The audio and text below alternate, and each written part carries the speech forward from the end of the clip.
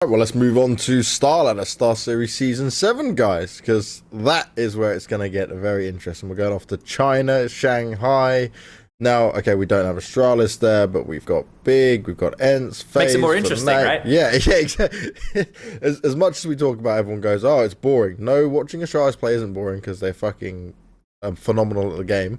But it is nice every now and again when they choose not to go to a tournament and we get to see what the others can do. So we got MIBR there, we got Na'Vi. So basically, what we're calling this is a lower tier tournament. Oh. I mean, whatever doesn't have Astralis. Look, at this point, you can't say I'm gonna that. defend this, right? Look at the level. No. They Look even at the raised level. their prize money from last time. What, it was Basically, 300k like, to 500? If you compare this to, I'm trying to come up with like a tournament. Say the E-League, the first E-League major, where it was like Astralis were, well, maybe not with SK at that point because they had a stand in there, but whatever. But let's compare this, like an event like this to a major back in 2016 or whatever, where you had, say, 4 teams that were like able to go toe to toe, and 4 elite teams basically. Now we have 1 elite team that is Astralis, and then we have like the second tier. So you trying to say any tournament Astralis isn't at is then a second down? Technically, yes, because there's nobody even close to Astralis at this point. Can I please get a fuck striker in chat Twitch, because he's just fucking lost it at this point. So that can't be like, I understand that from like a statistical or like a, being really cut and dry perspective, that's the case because you want to see teams beat Astralis or teams try and beat Astralis, right? But I don't think that if you look at, let's first of all look at why certain teams would have skipped this event, because you would have gone from China to Brazil to China. Yeah, that's true. Like, holy shit, can you imagine? That's fucking insane. So, and that's within like, what, 2 weeks, is it? It's like 3 weeks. What is it, 3 weeks? Because this week's a lull, right? So WSG into Sao Paulo this into is 5 a week. days, 4 days based, or like 3 with They start like, their on media Saturday. days and stuff. Yeah. Like that's 3 days. 3 days from now, they're probably going to be in China already. And So I think they're flying on Tuesday, Wednesday, right? You only flew back from Sao Paulo yesterday, right? Am I right? Yeah. So that's 4 days that you have at home before you travel to China. Ents, NIP, and MIBR are the 3 names who will be doing that circuit, right? Okay. Just going to touch back on that, right? WSG ended March 17th. So teams flew back March 18th. So they were home. Let's say they were home March 18th. Sao Paulo started on the 22nd. So they had to be there in like the 20th because they have like the media day before. So that's 2 days after they came back home. They had to be in Brazil. And 3 days after they came back from Brazil, 4 days after they came back from Brazil, they have to be in China. Let's just so people can that. understand why NIP and Ents, when we paint that view, pulled out of WSG, right? People can clearly understand that, right? So I think when we look at this tournament, I don't think that this becomes a tier 2 tournament. I think that when you have, if Liquid was there, it would be everybody I wanted to see there. And I think that this kind of feeds into what I was talking about with how far can these certain teams fall. Because of this kind of tournament here, it feels like there's almost no excuse for FaZe and MIBR to not make the top 8, right? If they don't make the top 8 of this tournament, then it's a very damning thing for them. And there's so many cool storylines. Like, we want to see where Na'Vi's at. We now know where Ents is at. So every time we see Ents continue with a repeat performance, they now go in my mind, as an on-par favorite with Na'Vi. They're also the defending champions of the Star Series, so they won in Season 6. Obviously there wasn't a lot of top-tier teams that attended. But Na'Vi and Ents for me are the 2, and I actually think the type of CS that I saw Na'Vi play at the major, I really enjoyed it. So if I get more of that, I'm very happy. And I feel like Na'Vi are going to be so fresh compared to everyone else, not just or they didn't practice at all banks, and they just don't say that. No, anything's possible with the these guys, dream. Right? To me, this was like, yes, okay, this is not. Yeah, maybe Simple has like a secret child coming or something. We don't know. I actually like that Vitality. I like that Vitality replaced Hellraisers, because I think that Vitality are better than Hellraisers. I feel like they should have been there from the first place. Yeah. I think this is what you were saying though about the Fnatic thing. Like, the invites were probably done before that window of time, But I guess here, for me, I'm really excited to see NRG. I'm really because they disappointed beyond all means, right? At that major, that for them was such a fizzle. So I still consider them a very good team, and no one can argue that Tarek's not a personnel upgrade from Fugly. Nobody could say that. They might say it could detract from supporting elements, and maybe other people have to pick up the slack. You can say that. I can see that. But you can't say that this isn't a personal upgrade over for NRG, especially from the experience perspective. That's a really big one that they get, right? Tarek's won a fucking major. The guy was in-game leading, winning a major. And that does mean a lot, right? That's a confidence level factor right there that he has. So I'm excited for them. I don't want to... they're not my dark horse because they're a really good... maybe, should we pick out the top 8 teams we think are going to go through? Yes. The top 8 teams? I mean, we can... Navi ends 100%. I mean, we can easily start with Navi ends. Yeah, we're doing our pick'ems without the client. Yeah, basically. I think I'm going to say this. You said FaZe on BR, basically there's no excuse, so they have to be there as well. I honestly think Renegades will make top 8. NRG Renegades, so we need 2 more. Two more? So it's... I don't know. I don't have enough confidence in MIBR at the moment. Yeah, I don't know about an IP. I don't know about North. That's... For FaZe and MIBR, I'd put them on the cusp. I'd put those teams playing in the 2-2 matches, right? Yes, I would have them playing in the 2-2 matches because we are doing the Swiss, right? And it is best of 3, so now a lot more depth of map pool is going to come into play here.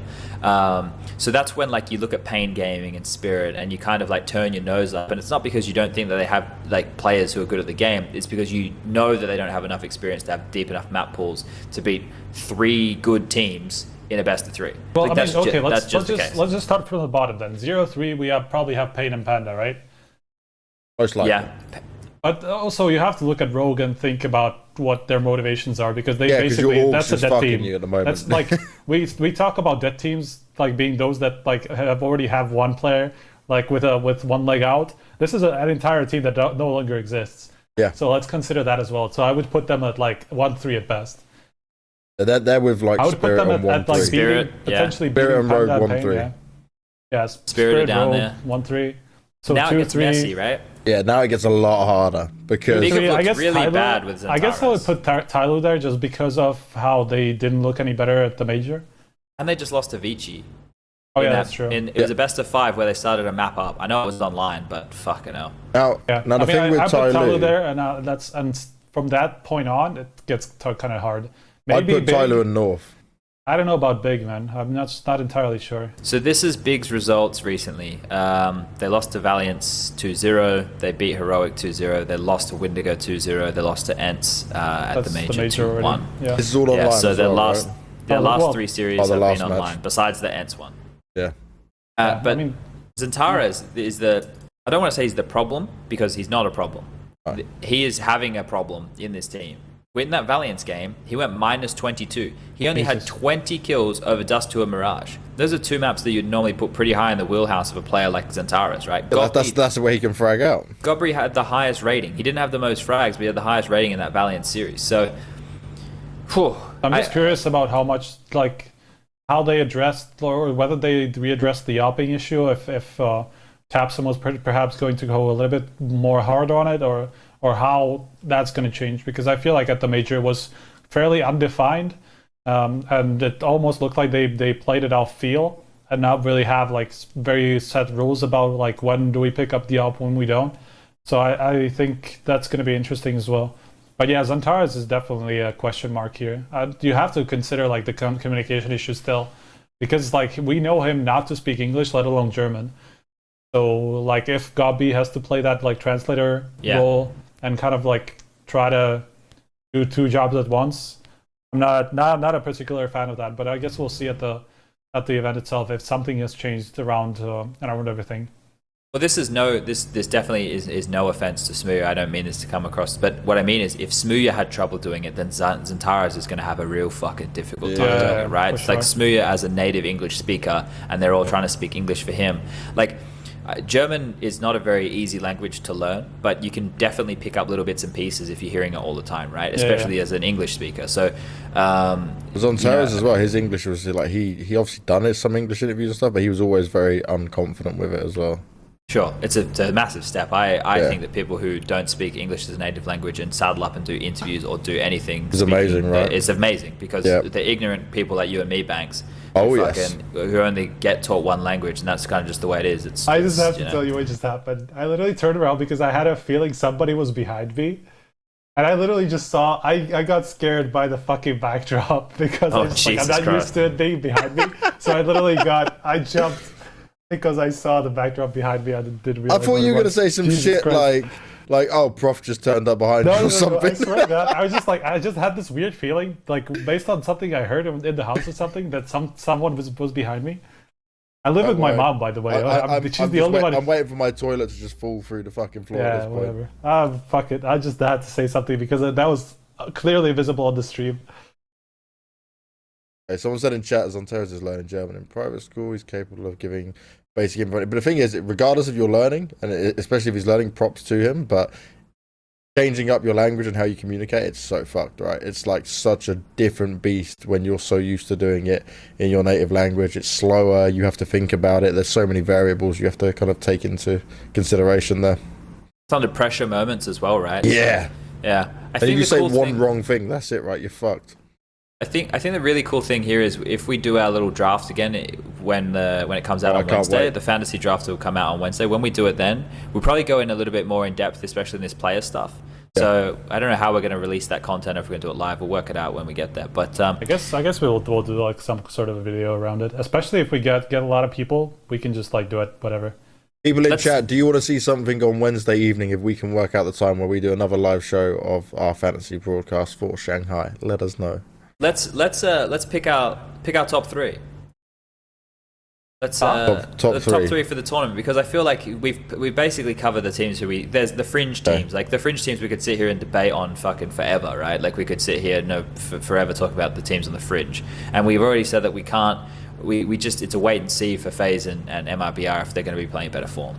So my top three in no particular order, I think, is going to be Na'Vi, ENCE, and then the third one it's actually not easy, is it? See, I was going to go Na'Vi, ENCE, and then NRG.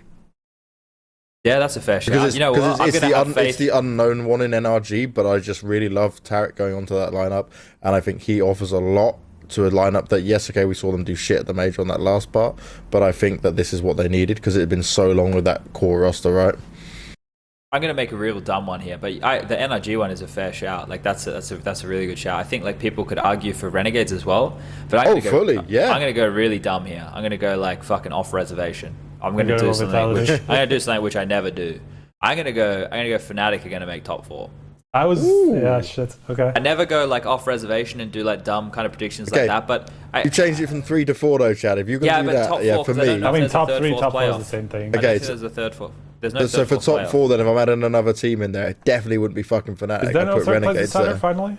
I didn't even check. According to the schedule, so the Saturday is quarterfinal. Third and fourth is the same. Third and fourth is the same. Yeah. Okay. Finally, it's a show match and then the grand final. So it'd probably be something like Chinese based. Na'Vi grand finals, and then we've got Renegades and NRG. Third, fourth. I feel like MIBR will just turn up. You reckon? I think it's hard to see Cold Zero and Fair both like disappear from a tournament again like this. I'm just worried about their travel schedule, and yes, they're used to this at many tournaments. I think the biggest factor for MIBR is that things have not gone well for you so far. You're in a point where you're not taking any breaks.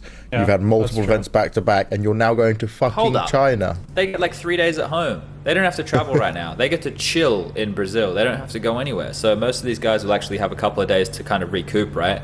And when you come into best of threes in a Swiss format, the most forgiving format possible, like it is for the best teams, it's the most forgiving format possible. There is an opportunity there. I don't know why I'm saying Fnatic. I feel like it's the jet lag.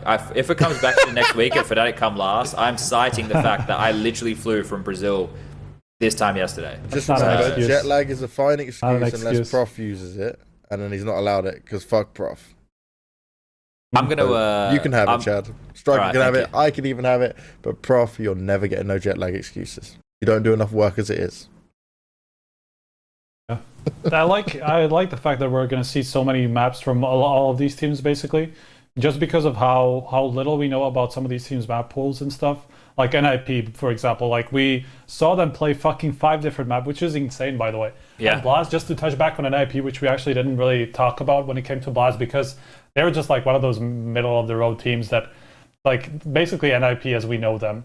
Like, they surprised a couple of times, and that's pretty much it. They beat FaZe in that opening game, as I predicted, by the way. I actually got that right. But then, like, okay, they beat MIBR. That was the second win they got, and then they lost to everybody else fairly convincingly.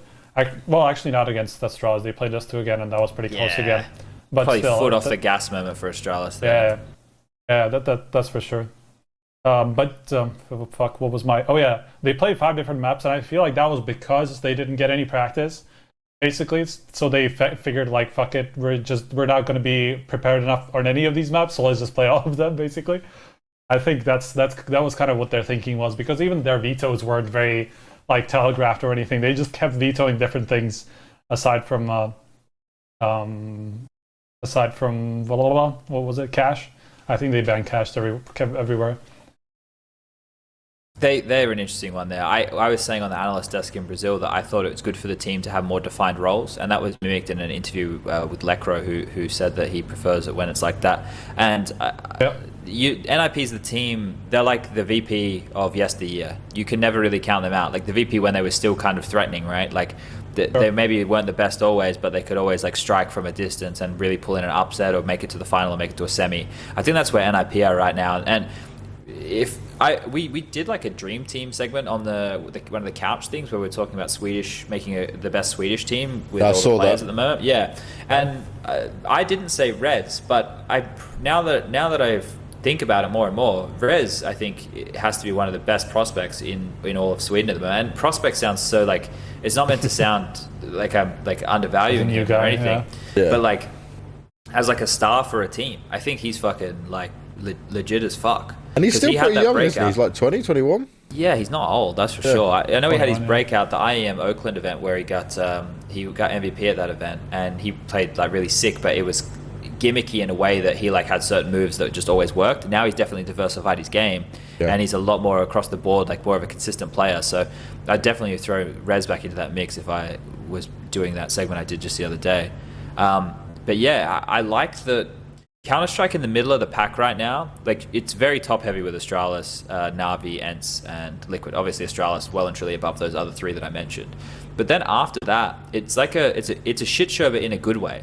It's a shit show in a good way that with the teams that we expect to do good who aren't doing good, it's really opening the door right now for other teams to come in and start legitimizing themselves. And every big win you get over one of these names, even if they're falling off a fucking cliff, that builds you and your popularity and your fan base and this and that. So I kind of like that it's a bit of a mess right now. It's just a shame that nobody can seem to touch Astralis, but we're really lucky not to have them at this event. I hate that I'm saying that, but and actually we won't have them at an event until Miami, right? So and that's just another blast one with the 6 teams. So you won't be seeing them have to go toe to toe in a really strenuous format for some time. So I think StarLetta with the amount of games we're going to have, it's a really good opportunity to feel out where all these teams are at. It's a really good opportunity to really suss out this economy update, take a deeper look. Hopefully, some more players can think about it and talk about it and really see how they feel, and we can keep going from there. Yeah, but the point that I was making was that it's good to see a lot of these teams play a lot of best of threes. They're going to get to play at least 3 best of threes, basically, between 3 to 5 in the group stage alone. That's very good. MIB are another team like that who we still, even after a couple of tournaments, we still don't really have a very good idea of where their strengths lie, because they had like you said, they didn't even play like the teams that should be able to battle them, like at WSG. So that's another team that I'm looking forward to seeing, like a lot of these vetoes and the maps that come through. Basically, like see their priorities in the map pool, because at this point they could be playing all 7 maps. They probably are, I guess, because they've actually played every single map like in the past couple of months since they got together. But like how much they prefer one over the other against which teams and stuff like that, that's just going to be very interesting. That's kind of what I like this format for, just because, especially with how this year has been panning out with the first couple of months, where like some of these teams actually did play tournaments, but a lot didn't, and a lot of them didn't really get to play that many maps. We still don't have a very good idea of any of these teams' map pools, basically. Yeah, maybe aside weird, from right? like Na'Vi. Well, aside from like Na'Vi and ENCE, who we've seen a lot, and obviously Na'Vi have been around like with this lineup for long enough. But those 2 teams are basically. I'm just running through the list. Maybe Renegades as well. They showed a lot at the major that they could play a lot of maps. So that's another team that we're pretty clear on. I think a big chunk of them stayed in Europe boot camping as well. So I think that they should be definitely well prepared. It's good that they are continuing to do that while they can, because when Pro League season kicks off, obviously they're going to have to be in the States for that. And a thing that I think is really good for these kind of teams is once you put yourself on the map a little bit more, the invites start flowing. So if you are a team based in North America, Renegades aren't at home anyway, guys. So for them to go spend more time in Europe, it's like it doesn't really matter whether they're like me. You could be anywhere in the world; it doesn't really matter because it's not your home. You just go somewhere. So for them to spend as much time as possible in Europe practicing, and they can alleviate the stress of needing to be in North America to qualify for everything, that's really good. That's fucking great. Yeah. I'm gonna call it the trailer life, basically. Yeah, you can just go live anywhere you want. I rocked up today, and the woman met me here to give me the keys, and I had one suitcase. She was like, "Is that all you got?" I was like. Yeah, that's my life. That is in one go. So yeah, it's kind of cool that they get that opportunity now. Did we get any questions? Yes, we've got a few questions. So we ready for questions? We're done with StarSeries, the Star. Yeah, I think that's all we can do until we go over, obviously, do the fantasy side of things. Yeah, we'll go into it more with the fantasy stuff. Yeah, we're definitely going to go much more in depth. All right.